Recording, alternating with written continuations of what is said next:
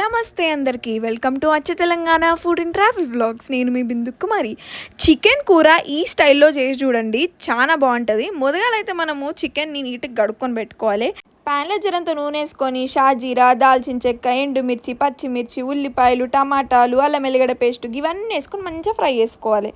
ఇప్పుడు అట్లనే కొత్తిమీర, పుదీనా కూడా వేసేసుకుంటున్నాం. ఇదంతా మిక్సీ జార్లో వేసుకొని మిక్సీ పట్టుకోవాలి. కొన్ని మంచిగా నానబెట్టుకున్న కాజులు వేసుకొని మంచిగా చికెన్ని మూత పెట్టుకొని ఒక 70% ఉడకబెట్టుకోవాలి. ఇప్పుడు మనం మిరియాల పొడి వేసుకుంటున్నాం, మంచిగా టేస్ట్ బాగుంటుంది. ఉప్పు, నిమ్మకాయ రసం ఇవన్నీ వేసుకుంటున్నాం. మనం మొదగాల నూనె వేసుకోలేదు కదా, ఇప్పుడు నూనె వేసుకుంటున్నాం. మనం ముందు మిక్సీ కొట్టుకున్నాం కదా, ఆ పేస్ట్ ఇలా వేసేస్తున్నాం. వీడియోలో చూస్తున్నట్టు చికెన్ ముక్క మంచిగా గోల్డెన్ బ్రౌన్ కలర్ అయ్యి మెత్తగా ఉడకాలి. దాని తర్వాతనే నీళ్ళు పోసి జరంత ఉప్పు, కారాలు, ధనియాల పొడి, కసూరి మేతి ఇవన్నీ వేసుకొని మంచిగా ఉడకబెట్టేసుకోవాలి. పెరుగు ఆప్షనల్, పెరుగు వేసుకుంటే మంచిగా ఉంటుంది, కానీ పెరుగు తినను వేసుకోకుండా ఏం కాదు. ఇక వేడి వేడి చికెన్ కూర రెడీ అయిపోయింది. పూరీలు బగారన్నం వేసుకొని తింటే మస్తుంది.